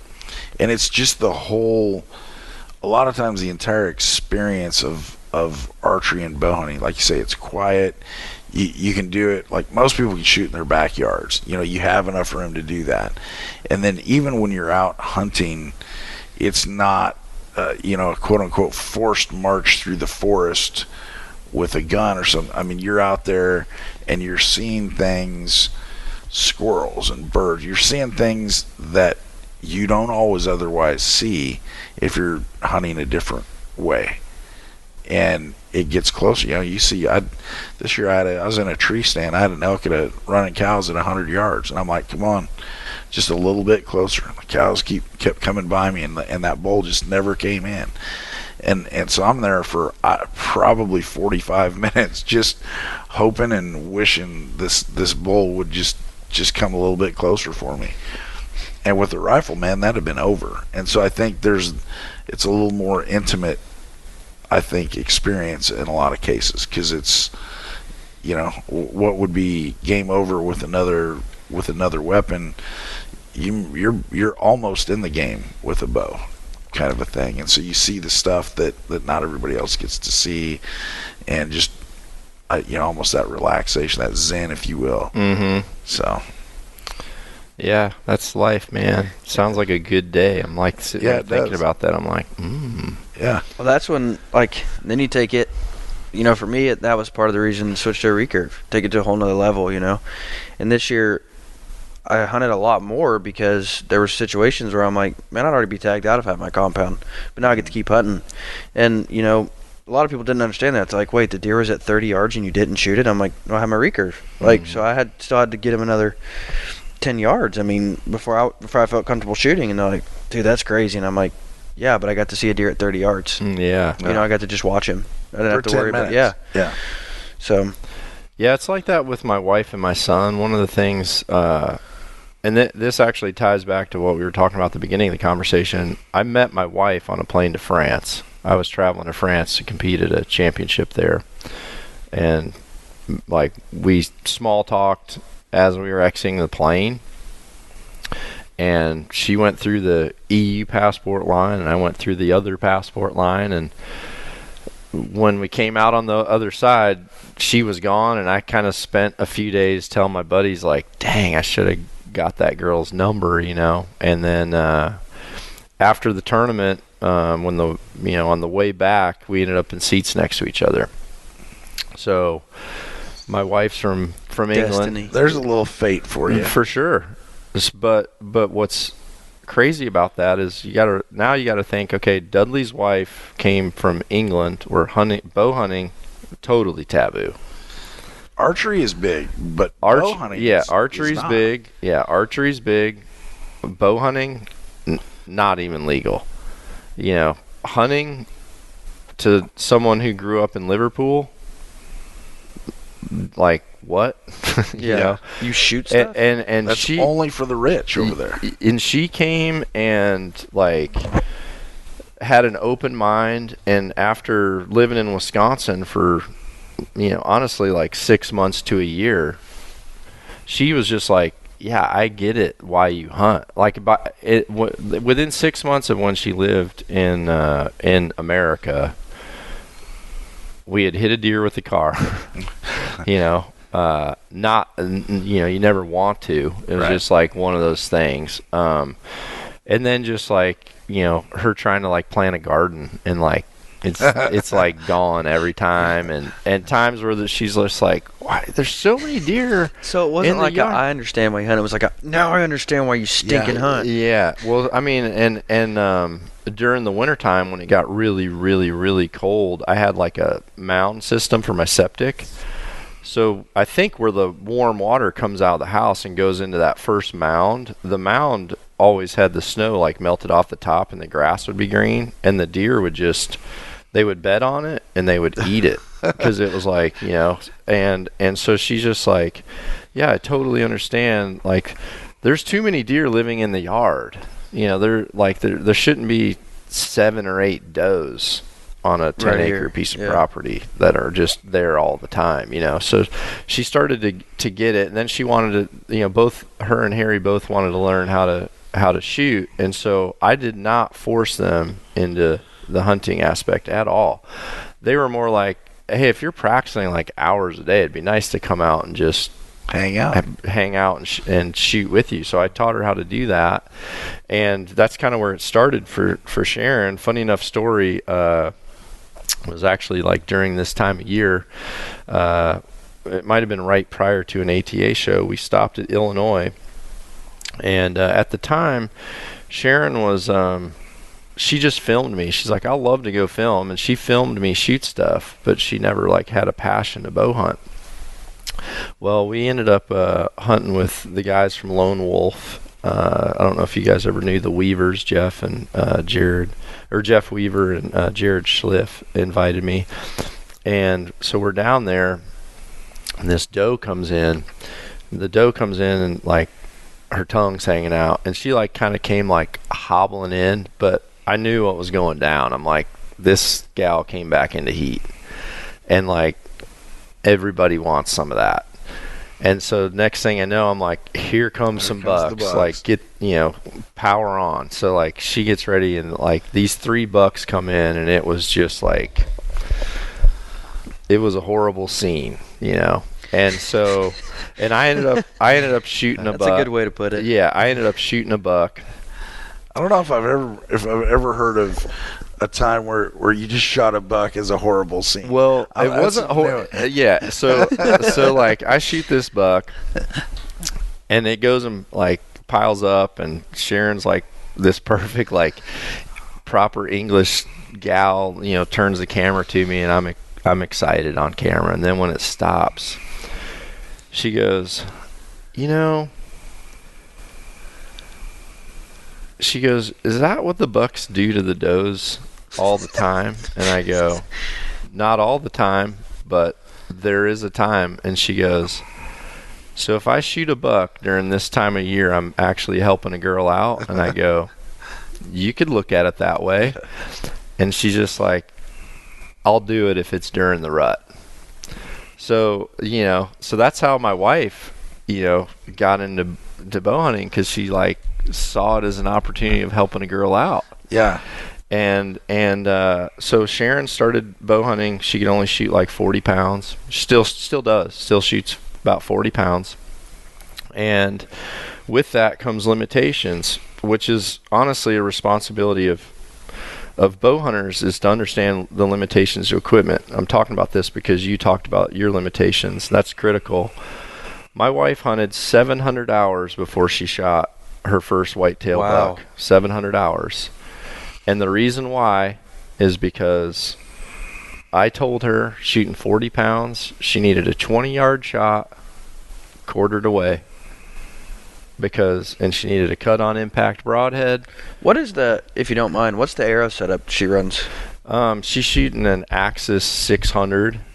Yeah, if you like, this is kind of a topic for me that's, I have a different way of looking at, I know right now like arrow weight and FOC is kind of, honestly it's causing a divide, I think, within our industry, unfortunately. I would agree.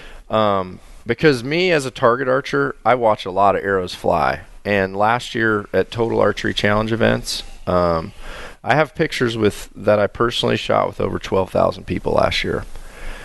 And so you think of 12,000 people, I watched every one of those arrows fly through the air. And when you have a really heavy arrow, of course it's going to have more momentum, but there's also a slower arrow gives more time for reaction. Well, and there's a point where, in my opinion, there's a point where at some point you're giving up too much speed for kinetic energy that you'll never use. Exactly.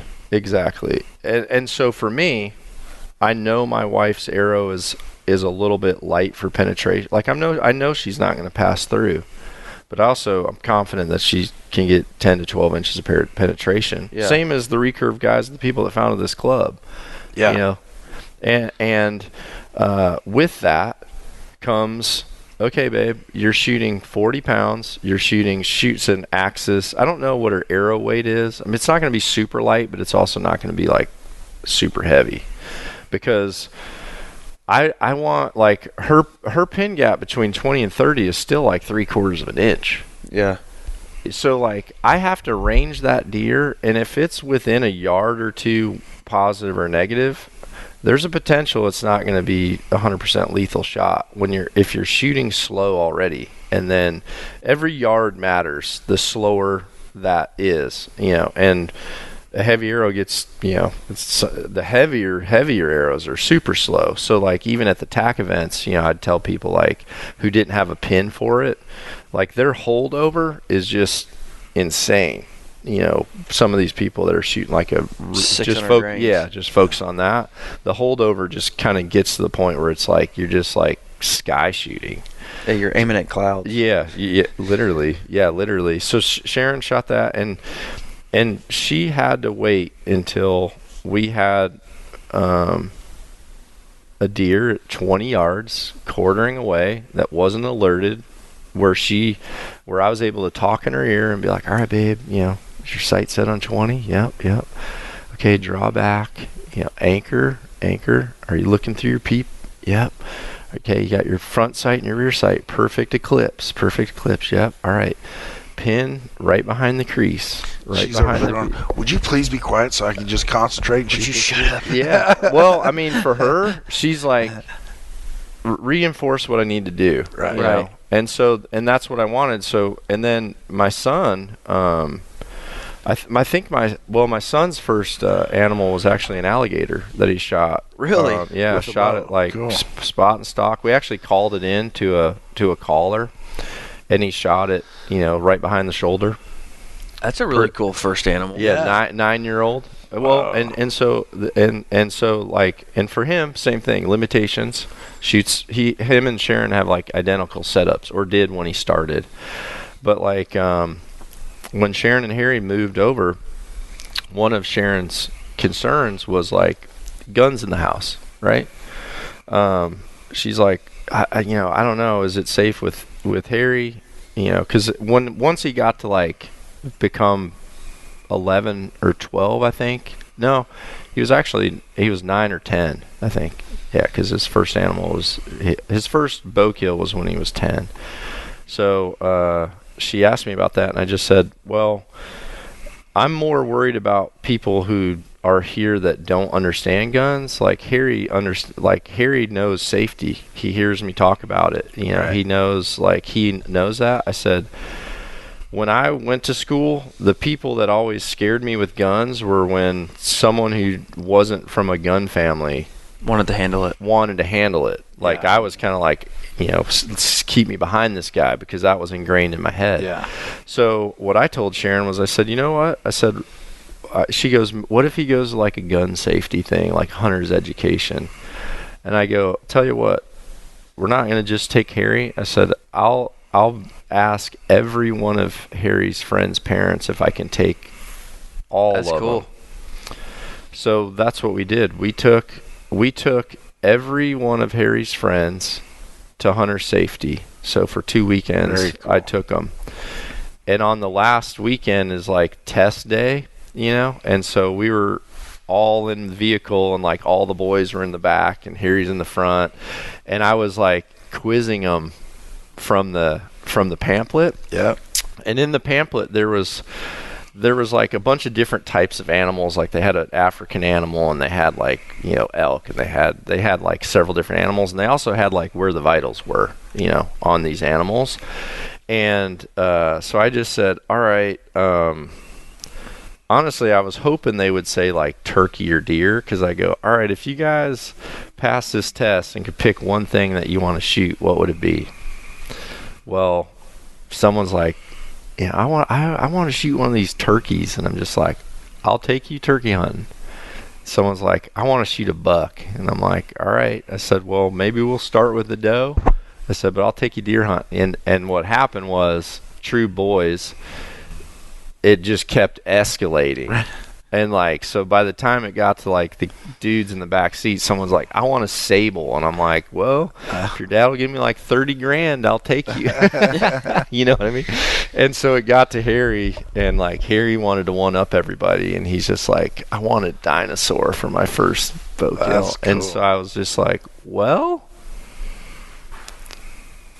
technically an alligator is a dinosaur. I said, I go, Harry, do you want to shoot an alligator for your first bow kill? And he goes, yes, I do. Nice. So that Where'd you was go for it? I went down to Hoppy Kempfer's down at Osceola Outfitters down in Florida. Yeah.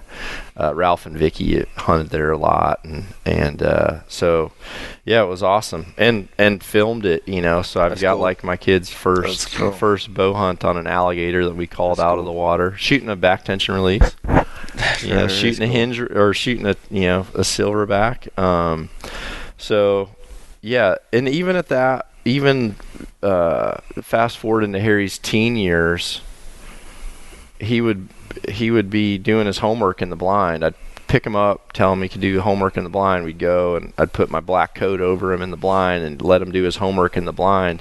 And he would see like deer come to the food plot, and like it just got to the point where he would be like, he's too far away, let me know when he gets close. Because they understood like your equipment has a limitation. Yeah. In the yard, like there was where they shot, there were 15 and 20 yard targets. The targets were always big. I didn't want them to ever experience like missing. And I also didn't want them. That's part of the game. Well, I didn't want them to experience. Well, for some of us, it is. Yeah. See, what I feel like, what I tell people that prevents a lot of youngsters from staying in the sport is when they start to make the target too small and take it back too fast. Yeah. Because like when kids are looking for arrows in the grass, and then adults are kind of, especially if you're at a range, and then the adults are just like, we'll find it later, and next thing you know, they're like half their quiver's gone. That some people don't accept that. So for me, I'm always like, hey, the kids, if you just say, okay, dad's bow's stronger, so I'll shoot further, but let's go like toe to toe, hit for hit. Well, dang. You keep them at 10, 15 yards, and they know that's their max. Well, next thing you know, they're like, it's a tie game all day. See, my son doesn't get the limitation. He's only 4. Like, I take him out hunting, and there will be like a deer at like 300 yards. He's like, Dad, shoot that deer. And I'm like, all right. Well, we'll wait a while until he comes in. No, but I think the learning limitation on equipment is critical, and also more importantly, it's just ethical. Yeah. But that's where my heart is, man. So you're telling me I shouldn't launch him at 400? Just trying. No, no, definitely not. Dylan. He said, Dad, your bow can shoot that far. I'm like, well, technically it can. Yeah, Maybe. You're right. I mean, yeah, I can't though. Yeah. At 400 with my bow, I'm guaranteed to hit. Yeah. Dirt. Yeah. It's gonna hit. Yeah. Yeah. No, I think I'm really excited that you guys have kind of staked a new thing in the dirt, saying hey, this is what Pope and Young has. We have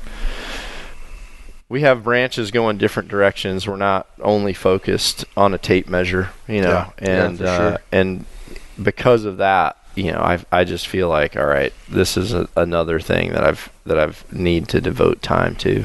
So I really appreciate the opportunity in Reno. You got to share about the convention raffle that's going on. Okay. Oh, here's a question for you.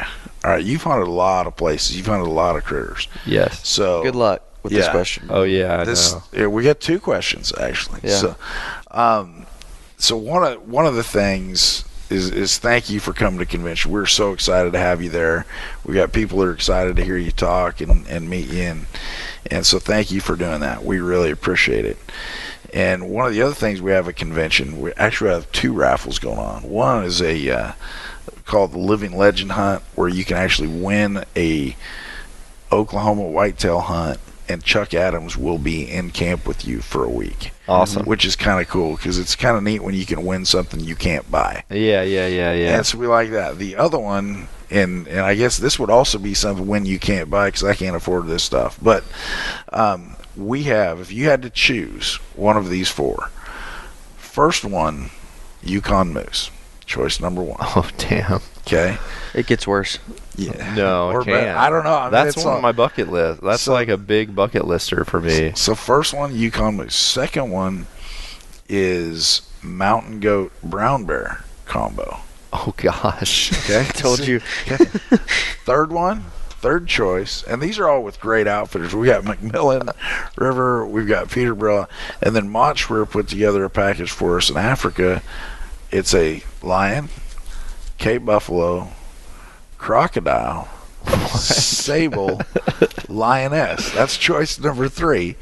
Good grief. And then choice number 4. So there's 4. Winner gets their choice of any of these. And I don't know how you'd pick. Might I add, these tickets are $100. Yeah, it's $100 and there's a limited number of tickets. So this isn't like there's somebody's going to win this when in fact we'll draw it with you on stage at Reno. It's going to be great. 4th choice. If I'm keynote, if I'm speaker, is it rude if I put money in that bucket?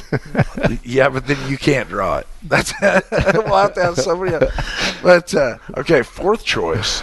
And this is with I almost want to not talk and just I go know, for I this know. drawing. Good grief. And so 4th choice is with Rainy Pass Lodge. Steve and Denise Perrins put together a package for us. And they've been great donors. These are folks we all worked with for a long time. They put together a package for us that's a doll sheep, brown bear, caribou, black bear. What? Yeah. So anyway, there's your 4 choices. Now, which one would you take? Knowing that there's bucket list stuff on. He was on super probably fired all up about these. that Yukon. Now he's like, well, dude, I'm I'm telling you. He said that one, and I said, you just wait. I feel like you said it that way on purpose because the Yukon Moose is actually at the back of my pile now, like for what I'm thinking. See, the reason I've never done a Yukon Moose is because, like, for me, I don't like hunt all year, but I work my butt off all year to where I can shut down for, like, what I see is, like, the golden 5 weeks of hunting season. Yeah. And ideally, I want to try to stick and move in as many places as I can during that 5 weeks. So to take out 14 days of that for Yukon Moose that's why it's like hasn't happened, because I'm like, wait a minute, like if I had 14 days in Alberta, I might be able to get like multiple species, you know what I mean? So it kind of came down to like time and tag. Or if you had multiple days in Alaska. I think we need to put that on a T-shirt. Brown bear. Stick and move. Stick and move. Yeah. Jason's still trying to get the Kill for Fun T-shirt approved, but it's not. Yeah, K4F. It's just not going anywhere. Yeah, that's not going to happen. No. Like I don't know where that came from, but I'm going to vote no. You're not the only one. Yeah. Oh, man. Turns out that's majority vote. Yeah. That is insane. I feel like You have to pick one. I'd take Your name was just drawn. I feel like I'd take the last one. The last one. Okay. Yeah. Yep, that's mine. They're also like with that. I don't know. For me, I'd love to do any of them. But Are if- they? Do I they wouldn't offer turn down any of them. Did they offer the 4? Because how likely are you to have? Like, what's the hunt? 10 days or something? I think that one's 10 or 12. Okay, Yeah. so 10 or 12 day hunt with a bow. I wonder what they're thinking odds are. They're good. I mean, that's are what they really? Do. Do you think someone could possibly get the 4? I think it's possible. Oh my god! Can you imagine? And I mean, we've been doing brown bear hunts with them for years. They've been doing a full donation brown bear hunt for us, and this year I was like, hey, what? I mean, that was great. Not that we're not happy with that, but I'm like, we want to showcase some of the other things you do. And he's like, well, here's what we do. I'm like, yes. Well, let's put that on there. So 10 days. 10 days, and then we have a similar trip. They actually did one for our auction too. So if you don't win it, You can bid on it. you can bid on it on Saturday. So it's we're excited. So that's question number 1. So you would take the Rainy pass, doll sheep, brown bear, black bear, caribou. Yeah, I think Okay. so. I think so. I have to go that route because brown bear and caribou are both bucket list items. Right. I mean, moose is definitely bucket list, but that one offers 2 bucket lists for me. So Okay. I feel like that Greenland caribou thing I've never really had a passion just to dedicate time to caribou. No. But the Greenland thing looks pretty freaking awesome.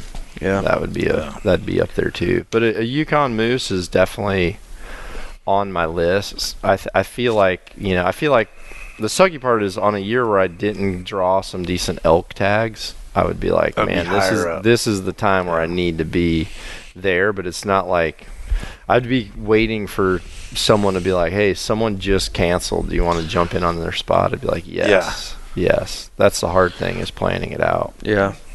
So next question is, when you find yourself up on the mountain chasing elk or in a stand waiting for your whitetail, what is one non-traditional type item that you find you need to take with you on every trip?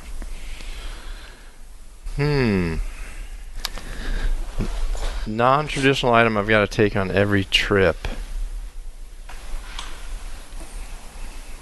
But it's like up in the mountains, you say? Just Anywhere. Anywhere what's something you take with you on every hunting trip? Well, something I've traveled with for the last 2 years that seems kind of weird is a guitar, because I'm like self-teaching, but I suck at it. So I really I forget everything I learned by the next day. Do you know Nate Hosey at all? Headhunters TV, but he's playing a concert at convention. And we were talking to him. He's like, dude, when I tried to start learning guitar, I'm like, these people that know this are like, they're not human. Like, they're something else. Yeah. He's like, then my sister walks in like strumming it, and he's like, my whole life is a lie. Like, who are these people I'm living with? How do you know how to do this? Yeah. Well, I bought like a travel guitar because it'll fit in my backpack. You know, the little ones that you kind of like. It's kind of like. It's more or less size? Yeah, it's kind of like just the neck to where you can just like learn strumming and chord patterns. Yeah. So like all day sits and blinds, a lot of times I'm in there just like really quietly, just like going over like finger shapes. I can honestly say that's a very unique and new answer. That is a new answer. It honestly, like early season antelope, because what mentally wrecks me the most is when I realize I'm not out there and something could be. So like, I don't have a problem sitting all day for antelope. I don't have a problem sitting 13 hours a day the whole month of November. To me, I have no problem with that. As soon as you said that, though, I pictured you like busting up a mountain chasing elk with a fender strapped to your back. I have had that travel guitar in my backpack for sure. That's cool. Like I can show you pictures of my travel guitar there. I can show you pictures of like just having like a little guitar when I'm like glassing, just scouting, but again, it's what makes it sad is just how horrible I am at it. I feel like I've got to do it because I knew like part of my brain was just starting to not be needed, because like it's almost like the things that I talk about every day and do every day, they're so auto programmed that they're like they're in the cache. They're just in like the cache going around. And so I don't feel like I was like trying to stimulate like new growth. Right. So like trying to learn music and honestly like looking at music theory, it's like learning a foreign language when you're 46. And I don't know if it's even doable, but I'm trying it just because. So yeah, those are a few things where you're just like, well, I bought a guitar at a pawn shop in British Columbia this May just so I could have one in bear camp. And really, yeah, that's cool. See, I bring a bottle of whiskey, and I gave it to like my buddy in Canada.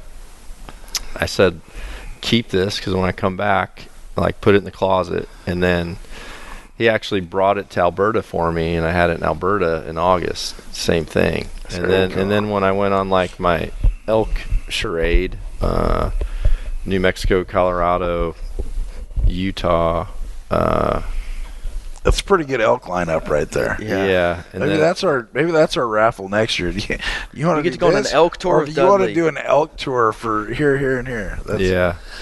It was a crazy year. I got several tags and just Yeah, it was nuts.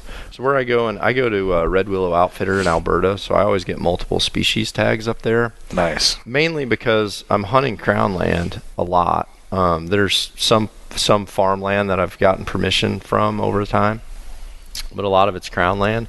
So I'm hunting elk mainly. Like elk is always my main focus. So you're covering a lot of ground, walking quiet and, doing some locator bugles really. So I mean, you're still hunting a lot. So having multiple species tags is just in case I stumble upon something. I want to have it, which is how I ended up shooting my moose on like day 3. It was like a rainy, windy day, so I was just still hunting and just kind of moving through a lot of like crown land, just and calling a little bit, but I kind of knew like you're gonna be literally right next to something if it hears you. And a velvet bull ended up standing up, and I'm like, wow. Freaking! That's why. That's cool. That's why for 4 years I've had this moose tag in my pocket. You know what I mean? Case. And so yeah, this year I shot a bull in Alberta, or a bull elk in Alberta, and a bull moose in Alberta, and a mule deer in Alberta. That's 2 freezers for those keeping track. Yeah, you need 2 freezers in the back of your truck. I've got 2 Canadian friends that always like meet me when I hunt in Canada, right? And they're my meat patrol. They're like they know like Dudley's gonna eat backstraps and tenderloins. If he's in camp, he's gonna plow one of those down every night. But like what's left over, we're gonna cut and process and hand out. But then I had a New Mexico bull tag and mule deer tag, and then a Colorado bull tag, and then I got a Shiras tag in Utah. So it was like a crazy year that from August 24th until like October 3rd, it was 4 bull elk and 2 bull moose and 2 mule deer. So it was just that's a pretty nuts. good. Yeah, that's a good run right there. Yeah, I know next year is going to be like 0. I'll end up being like 0 for 5 or whatever throughout the year. So somehow I doubt that, but one of my buddies, I wanted a deck built. And my wife wanted a deck built, I should say. And I said the only thing I want a shooting platform. Yeah. Built into my deck so I can climb up and shoot like I'm shooting from a tree stand.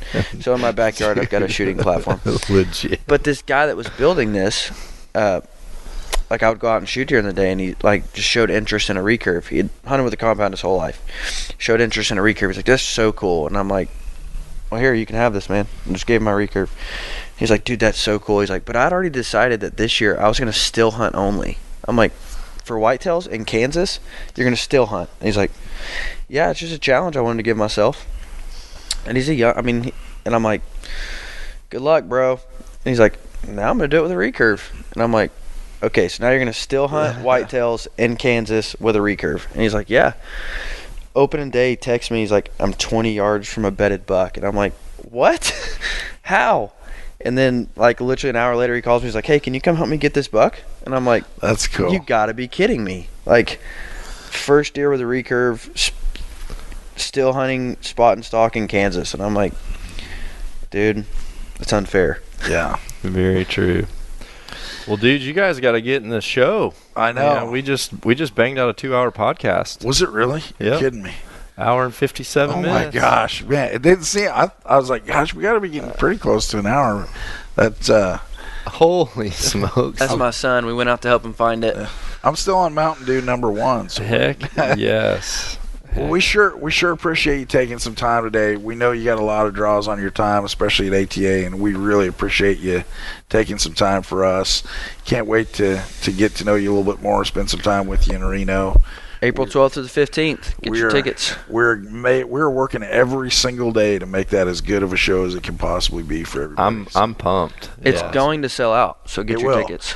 You do not show up at the door and expect to get tickets. So this is actually going to be a swap cast. This will be a Knock On podcast as well as a Pope and Young podcast. So with that said, everybody listening on the Knock On platform, what do people need to do to get involved? And if they're wanting to come to that convention, a lot of people say, "Hey, how do I go where you're going to talk or whatever?" And So first spoiler off, alert, it's not going to be. I'm not going to talk about archery technique, FYI. So first off, they absolutely need to join as a member. So go to pope-young.org, click membership at the top, and it'll give you the option to become a member. It's $45 for the entire year. You get 4 issues of the magazine. You get some industry discounts. There's a lot of things that come with that. Have you gotten your magazine yet? Yes.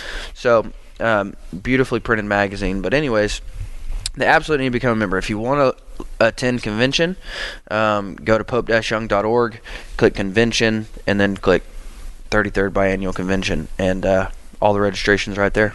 And you can actually, part of the thing is if you're not a member, you can still come to convention, but you have to pay more, and then we include a membership with it. So if you come to convention, you wind up being a member. So you can buy full dinner tickets, you can buy day passes, you can we got a lineup of speakers and just all kinds of great things. Women's fireside chat.